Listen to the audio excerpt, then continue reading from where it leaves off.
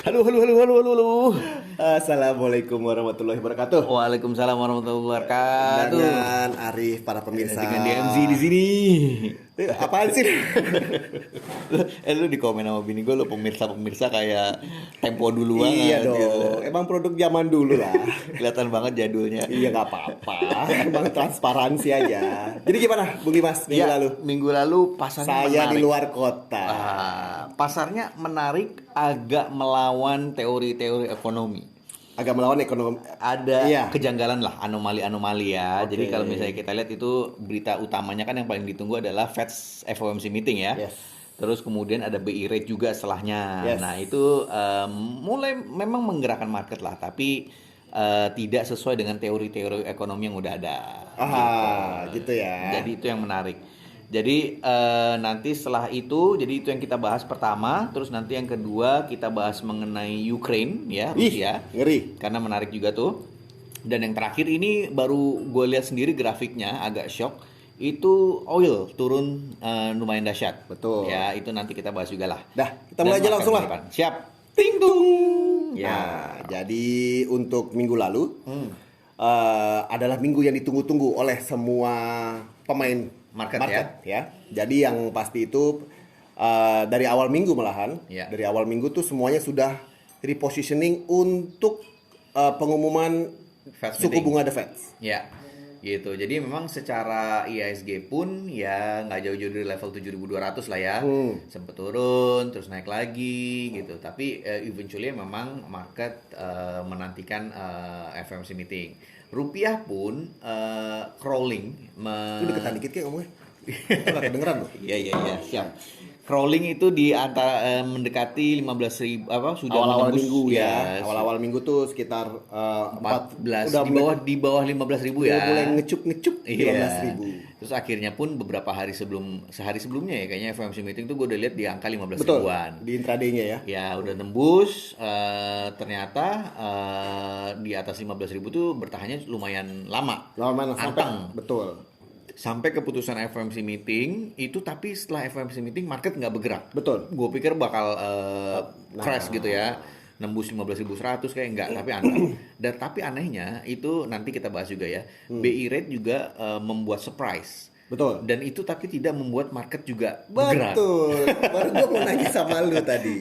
Jadi yang seperti di MC bilang ini itu adalah perkiraan kami berdua. Itu setelah adanya kenaikan suku bunga khususnya untuk yang suku bunga Indonesia, itu rupiah langsung tertolong. Ya, betul. Ya kan? Ternyata biasa Tidak. aja. Ha-ha. Nggak kemana-mana. Ya, jadi kita bahas mungkin secara teori nanti ya, kita akan perdalam lagi. Tapi basically kurang lebih market pergerakannya seperti itu. Jadi awal minggu nggak ada banyak pergerakan lah ya, mungkin Enggak, rata-rata seperti itu. sesuai dengan yang kita ngomongin di edisi sebelumnya. Ya. Market pasti dari awal minggu tuh sudah mulai hati-hati lah. Betul. Dari sisi yield gimana, Bung Arif? Sempat Dan lihat nggak pergerakan? Lihat dong, mesti dilihat. Jadi kalau kita lihat itu terakhir gua ngomong 7,3 atasnya ya. Ya, 7,3. Kayaknya tembus kayaknya ya di penutupan minggu, cuman mungkin di intraday tradingnya. Tapi kalau untuk di closingnya itu udah kan di minggu sebelumnya itu nggak nyampe 7,2 penutupan ya. Terus habis itu di hari Senin udah mulai tuh kelihatan 7,2. Ini kita ngomongin yield obligasi untuk yang 10 tahun. Nah, jadi udah 7,2, udah mulai merangkak naik gitu kan. Ada pokoknya repositioning lah, nggak jauh-jauh dari situ. Nah, pas di hari sebelumnya intraday Hari itu Selasa lah ya. Itu di intraday udah tembus tuh 7,22, Ya. 7,24 gitu. Ya. Nah, setelah itu pun sama seperti rupiah, Dim. Ya, walaupun memang sebenarnya kan suku bunga The Fed ini kan sudah seperti perkiraan pasar. Ya, Ya, 75 basis point. betul. Ada Menjadi tapinya tapi ya. Tetapi lu ceritain gue. 0,75% naik menjadi 3,25. Iya, 3,25 itu ya menjadi 3,25 sesuai forecast. Betul. Dari 2,5. Nah, setelah kenaikan itu gua kira kan di kenaikan 0,75 ini sudah banyak di pricing. Ternyata untuk yang rupiah khususnya nggak juga. Di situ aja manteng di atas 7,2. Malahan tadi gue sempat lihat di intraday ada yang 7,3, gue nggak tahu tuh. Betul, karena memang ini langsung aja kita bahas FOMC meeting ya. Jadi pada saat FOMC meeting memang sesuai forecast, tetapi ada tetapinya nih, di mana Fed-nya itu masih agresif ke depannya. Jadi dot plot itu kayak semacam rencana mereka suku bunganya di periode tertentu itu jadi semakin agresif lah istilahnya. Jadi kalau misalnya di tahun ini diperkirakan tuh hanya di 4,4 kisaran ya, dari 3,25 ke 4,4, ini mereka masih agresif sampai ke 4,6 setahun ke depan ini. Ya, jadi setahun ke depan ini diperkirakan yang setahun ke depan atau sampai akhir tahun nih? Nah, ini gua masih harus cek lagi. Tapi kalau ini katanya sih 1 year. Jadi harusnya kan setahun ke depan ya. Berarti sampai tahun depan pun masih akan begini terus ceritanya. Betul. Naik suku bunga lagi ya. Jadi ceritanya. kemungkinan dalam waktu dekat pun mereka masih menaikkan 75 basis point. Padahal sebelumnya kan seperti yang Bung Arif cerita di beberapa podcast minggu lalu kan, ya harusnya udahlah istirahat dulu gitu kan, mungkin 50 dulu gitu kan. Tapi kalau dari ceritanya itu mereka masih agresif dan bisa jadi mereka masih menaikkan 75 lagi, terus masih naikin lagi, pokoknya sampai kurang lebih 4,6%. Gitu. Nah, ini yang membuat intinya sebenarnya marketnya masih agresif gitu. Jadi mungkin ini yang menyebabkan kenapa dari satu sisi sebenarnya market udah price in harusnya membaik ya setelah berita, tapi ternyata masih gitu-gitu aja karena mungkin market masih mencerna, wah ini agresif lagi dong nih gitu. Jadi secara yield pun masih bertengger di level tinggi.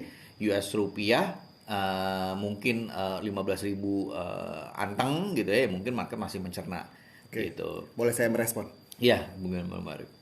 Apa lu ngomong apa? Gimana Bung Arif? Oh, gimana Bung Arif? Kayaknya agak kayak kumur-kumur.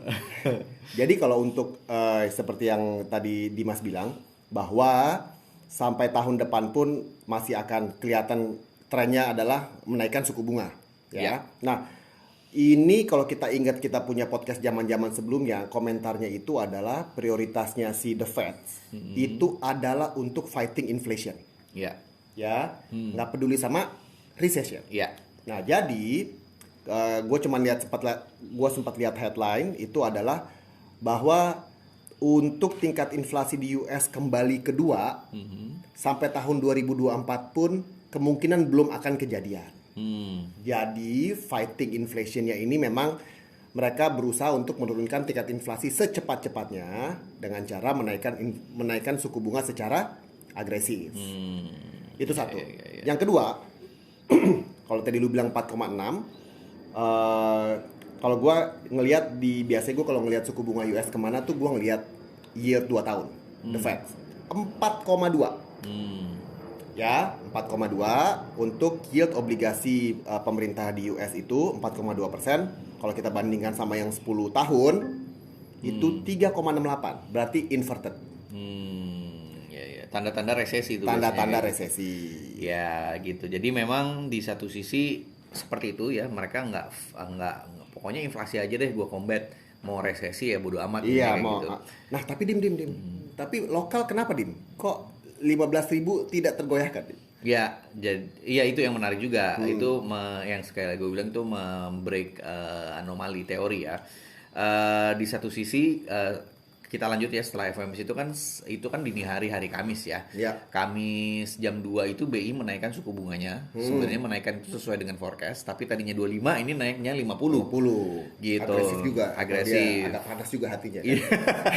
Masa gua kalah. Masa gua pelan-pelan dulu katanya, yang lebih pada agresif semua. Iya, betul. Karena memang ini terbilang langkah yang ya agresif ya. Di satu sisi sepertinya kan mereka agak reluctant untuk menaikkan suku bunga ya sebelum-sebelumnya. Tapi memang di satu sisi nggak tahan juga dia. Dia pengen beat the curve. Dia nggak mau, biasanya tuh nggak mau ketinggalan lah. Bahasanya gitu, beat the curve ya. Jadi ya itu lumayan ya mengejutkan di satu sisi. Ya agak aneh lah karena stance-nya kadang-kadang agak reluctant naikin suku bunga, tapi di satu sisi dia nggak mau ketinggalan. Gitu ya. Nah itu yang dia tiba-tiba naikin dari 4 ke 4,25 jadi dari 375 di forecast ke 4 malah naiknya ke 425 gitu. Nah, harusnya kenaikan yang cukup agresif ini biasanya akan menolong rupiah. Betul. Gitu. Tapi Tapi rupiahnya nggak bergerak, nggak bergerak. bertengger di situ-situ aja, Iya. di 15.000. Mungkin ya tadi bahwa market masih mencerna dan melihat resiko resesi. Karena ada berita juga ya Bung Arif ya dari World Bank. Betul. Jadi Gimana? World Bank itu sudah bukan memangkas sih, sudah memperingatkan bahwa akan terjadi resesi global. Global ya. Global recession. Berarti pertumbuhan ekonomi yang negatif, ya kan, di seluruh dunia. Betul. Kenapa? Karena seluruh dunia ini semuanya naikin suku bunga. Ya. Salah satu contohnya. Jadi ya, kalau naikin suku bunga, impactnya ke dunia-dunia usaha lah ya, artinya betul. yang notabene itu adalah penggerak pertumbuhan ekonomi. Iya, betul. Nah, dari satu sisi IHSG juga pun ya sempat agak naik, turun, tapi kurang lebih masih dari berita-berita ini sebenarnya masih cukup bertahan. Walaupun ya naik juga udah nggak kuat lah ya sepertinya untuk nembus level 7.200. Walaupun kalau misalnya dari kemarin-kemarin tuh 7.200 tuh kayaknya lewat gitu. Betul. Dan ini agak aneh karena kalau dari berita-beritanya kan agak cenderung negatif ya, Ya. tapi dia masih bertahan di level mendekati 7.200 ini agak unik gitu. Padahal pikiran lo apa nih tadinya lo melihat? Kalau misalnya dilihat BI-nya agresif seperti ini, tentu akan membebani sektor-sektor finansial. Betul. Dan harusnya ISG akan terkoreksi. Lebih dari ini menurut Iya, lo? lebih dari ini 7.100 bisa tembus lah atau mendekati lagi ke 7.100. Tapi ini malah sih mendekatnya lebih ke 7.200. Iya, Gitu. Jadi so far minggu lalu ISG masih cukup bertahan di tengah Fed yang masih agresif dan BI yang agresif. Oke. Gitu. Kalau gua perhatikan keperkasaan si IHSG ini, so far kalau gua lihat kemungkinan besar banyak ditopang memang oleh pemain lokal. Ya, Pemain lokal. Jadi memang at this time apakah ini menjadi alternatif investment, apakah ini memang menjadi bagian dari portfolio yang harus ditaruh di saham gitu ya. Ini banyak banget ditopang oleh pemain lokal sih yang menopang kuatnya ya. si indeks harga saham gabungan kita ini. Betul, karena dilihat foreign pun terakhir kalau nggak salah beberapa kali net sell walaupun nggak jauh ya, gitu. Nah itu kurang lebih. Kemudian ada sedikit berita tambahan. Ini yang menarik dari Ukraine dan Rusia. Gue belum baca sama sekali.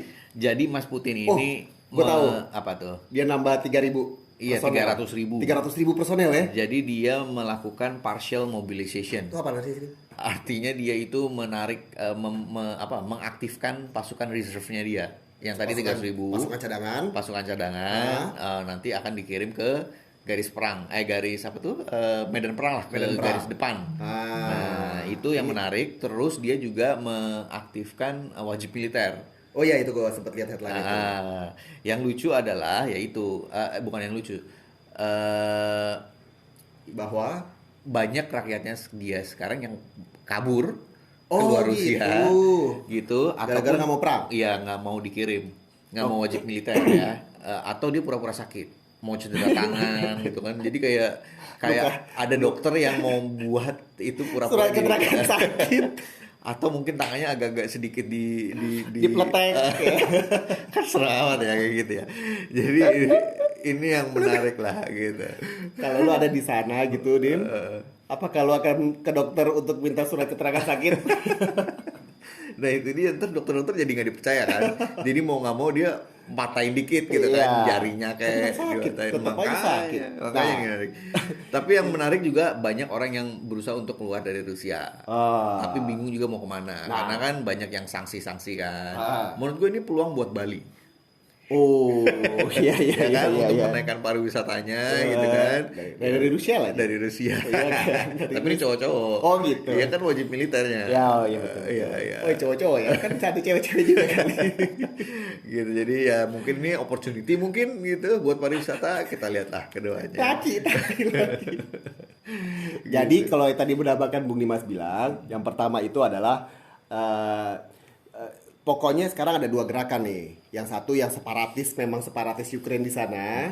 Kita emang ngejagain yang sudah caplok oleh Rusia, dan Rusia itu ingin secepat-cepatnya melakukan referendum di tempat-tempat yang mereka sudah duduki. Iya, betul. Nah, ini juga Keren yang ya? agak bahaya ya taktiknya. Canggih ya? Betul. Jadi dia wilayah-wilayah yang sudah dikuasai Rusia takut direbut lagi. Ha? Jadi dia mengadakan referendum tanda kutip ya. Tanda Karena kutip. pasti dalam kondisi paksaan gitu. Langsung menjadi kedaulatan Rusia. Iya, mau Wih, milih ngeri. mana? Lo mau milih jadi kayak melegitimasi Kepemilikan Rusia. kepemilikan Rusia. Lo mau milih mana? Push To up doang. Ukraine atau Rusia? Betul. Gitu kan. Tapi lo ada peluru nih di belakang nih, siap-siap nembak nih. Lu mau Gitu. mau Ukraine atau mau tanah? Gitu pilihannya. Nah, ntar kalau misalnya udah secara resmi tanda kutip dimiliki Rusia, jadi Rusia merasa memiliki hak untuk membela tanahnya. Dan Mas Putin juga bilang bahwa dia sudah menyiapkan semua senjata untuk mempertahankan ibu pertiwi, ceritanya gitu, termasuk dalam ini diartikan sebagai nuklir. Nah, ini yang ditakutkan gitu. Karena kan berarti walaupun tidak menyinggung secara langsung, Ya. tapi kan ini udah berarti ada sedikit ancaman implisit bahwa dia siap menggunakan tenaga nuklir, apalagi kalau wilayah-wilayah yang direbutnya tadi yang udah tanda kutip dikuasain Rusia ini mau direbut lagi sama Ukraine. Ya. Gitu. Ta- Jadi tapi bahaya yang banget nih Mas Putin memang, ini. ya kita lihat. So far sih berita-berita itu tidak masuk ke dalam Market pergerakan ya. pasar Betul, gitu betul, ya. betul. Apapun itu yang makanya kalau ngelihat Ukraine jadi kayak lebih ke politis, lebih ke apa namanya non market gitu. Ya. Nah, tapi kalau ngomongin nuklir sampai terakhir yang seperti lu bilang tadi udah kayak ngomongin nuklir, market juga begini-begini aja gitu. Iya, Ya. betul. Nggak terlalu gojlakan secara Betul. di marketnya. Nah, tapi memang yang mesti harga minyak tadi kita udah ngomongin belum ya, Demi? Ya, ini kita langsung menyinggung ke harga minyak ya. Ini agak-agak menarik dan mengejutkan karena sepanjang tadi weekdays-nya kita itu market ya memang turun lah ya, antara di bawah 90 nih untuk yang WTI, tapi masih di 85, 84 gitu kan. Tiba-tiba nih pas mau lagi bikin podcast, gue lihat oilnya udah di bawah 80 yang WTI. Berada di 78. Agak kaget sendiri juga sambil cari-cari berita ternyata Berarti kita punya harga bensin turun dong? panjang nih nanya. Nanya panjang nih.